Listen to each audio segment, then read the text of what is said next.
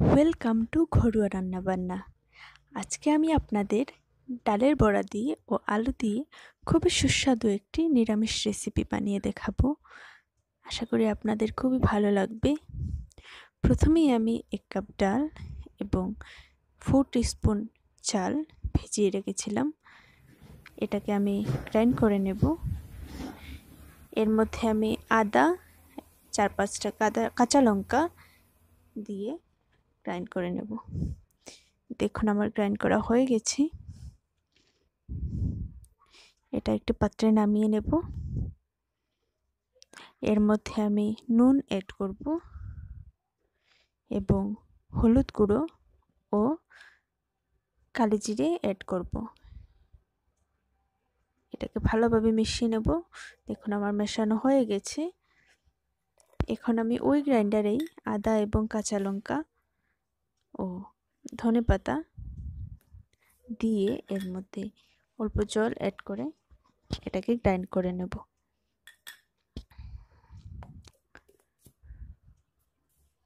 কড়াই বসিয়ে নিয়েছি। এর মধ্যে তেল দিয়ে দিলাম।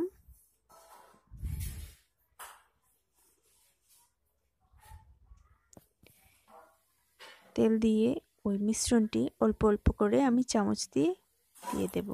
আপনারা চাইলে হাত দিয়েও দিতে পারেন। সবগুলো দেওয়া হয়ে গেছে। এখন অল্প কালার চেঞ্জ হয়ে আসলে আমি এটি উল্টে দেব।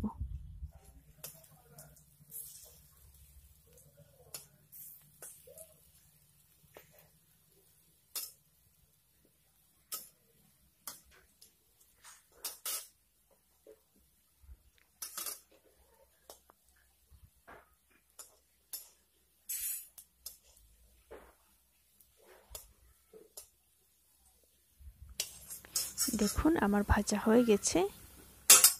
এখন এটি নামিয়ে নেব। এইরকম সবগুলো আমি ভেজে নেব।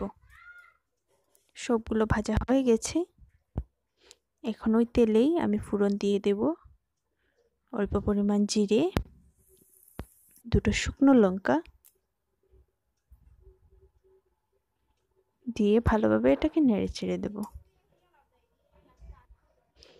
এখন আগে থেকে কাটা আলু আমি ভালোভাবে ধুয়ে নিয়েছিলাম, এটাকে আমি দিয়ে দেব। এর আগে আমি এর মধ্যে অল্প হলুদ গুঁড়ো দিয়ে দিয়েছি। হলুদ গুঁড়ো দিলে তেল ছিটকে পড়ে না। দেখুন আমার আলু দেওয়া হয়ে গেছে এবং এর মধ্যে অল্প নুন দিয়ে ভালোভাবে এটাকে নেড়েচেড়ে ভেজে নেব।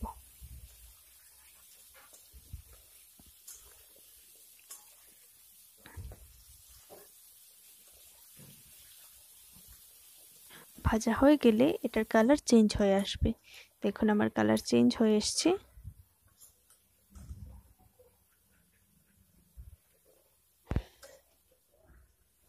এখন এর মধ্যে অল্প হিং দিয়ে দিলাম। হিং দিয়ে নেড়ে চেড়ে এর মধ্যে ওই গ্রাইন্ড করা মিশ্রণটি দিয়ে দেব। কোনো মশলা ছাড়া আমি এই রান্নাটা করব। খুবই হেলদি একটি রেসিপি। এর মধ্যে কোনো মশলা আমি দেব না। দিয়ে এটাকে ভালোভাবে নেড়ে চেড়ে নিলাম। এখন এর মধ্যে ওই গ্রাইন্ডারটা ধুয়ে অল্প জল অ্যাড করে মশলাটাকে কষিয়ে নেব। এর মধ্যে অল্প হলুদ দিয়ে দিলাম। হলুদ গুঁড়ো দিয়ে নাড়িয়ে চাড়িয়ে মশলাটাকে কষাবো।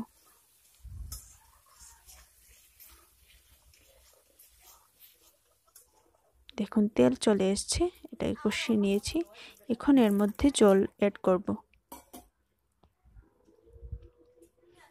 জল দিয়ে এটাকে দেখুন জাল হয়ে গেছে।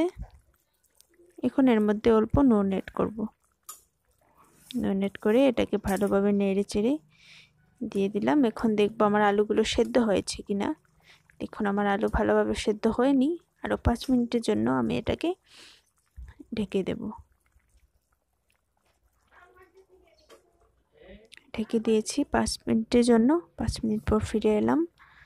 দেখুন আমার রান্না হয়ে গেছে মোটামুটি। এখন দেখুন ঝোলটা অল্প ঘন হয়ে এসছে। এখন গ্যাসটা অফ করে নেব, অফ করে রান্নাটাকে ঠান্ডা হতে দেব। দেখুন আমার রান্নাটা ঠান্ডা হয়ে গেছে। এখন আমি এর মধ্যে বড়াগুলো দিয়ে দেব। এটা গরম ঝোলে যদি ভাজাগুলো দেওয়া হয় তাহলে সব ঝোল চুষে নেয়, তাই আমি ঠান্ডা করেই বড়াগুলো দিলাম। দেখুন আমার রান্না শেষ। এখন আমি এটাকে সার্ভ করে নেব। সার্ভ করা হয়ে গেছে। খুবই সহজ একটি রেসিপি, আশা করি আপনাদের খুবই ভালো লাগবে। ধন্যবাদ সবাইকে। আর আমার চ্যানেলটা সাবস্ক্রাইব করে পাশে থাকবেন।